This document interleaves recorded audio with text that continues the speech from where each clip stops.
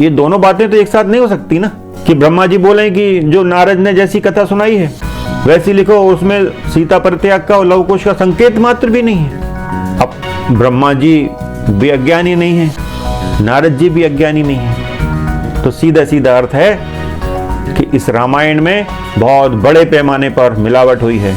ये सब मिलावटें कहां से आई हैं, इसका ज्ञान हमको हो गया है कि ऐसा कौन सा षड्यंत्रकारी ग्रंथ है जिसके कारण ये सारी मिलावटें हमारे पवित्र रामायण ग्रंथ में कर दी गई हैं। उस राम नाम की गंगा को मैला करने का प्रयास किया गया है।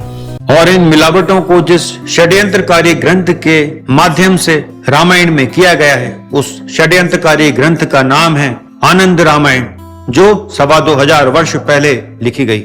और ये जो मिलावट है, इससे कंफ्यूजन तो पैदा हुआ है।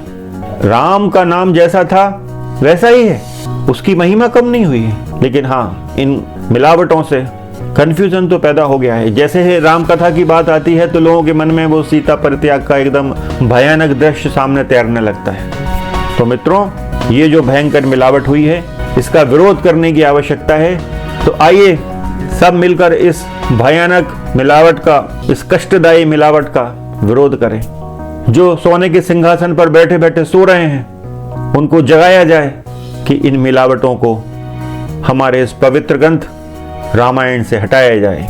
रामायण पे जो कलंक लगा हुआ है, ये सीता परित्याग का, शंभु वध का, इसको रामायण से हटाया जाए।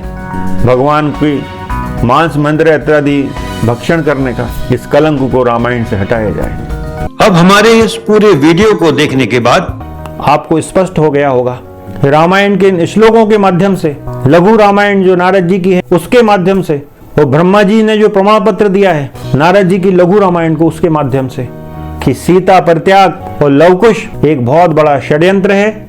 लवकुश काल्पनिक पात्र हैं, इनको भगवान को अपमानित करने के लिए ये सब प्रसंग रामायण में जोड़े गए हैं। हाँ, यदि कोई ये कहता है कि लवकुश का जन्म हुआ है लेकिन महल में ही हुआ, तो कोई कथा ला के दे, क्योंकि ऐसी कोई कथा उपलब्ध नहीं होती। एक संभावना यह भी हो सकती है कि भगवान श्री राम के इस धरती को छोड़ने के बाद रघुवंश में कोई 2 राजकुमार हुए हों लवकुश नाम के, जिनका नाम भगवान श्री राम और माता सीता के साथ ही जोड़ दिया गया। तो ये बहुत बड़ा षड्यंत्र है और अब सनातन को जाग जाना चाहिए। इन षड्यंत्रों को रामायण से हटवाना चाहिए, इसका पुरजोर विरोध करना चाहिए। आज हम इसी विषय को आपके समक्ष लेकर आए थे कि भगवान ने कभी उनकी पत्नी को नहीं त्यागा, वो त्याग ही नहीं सकते।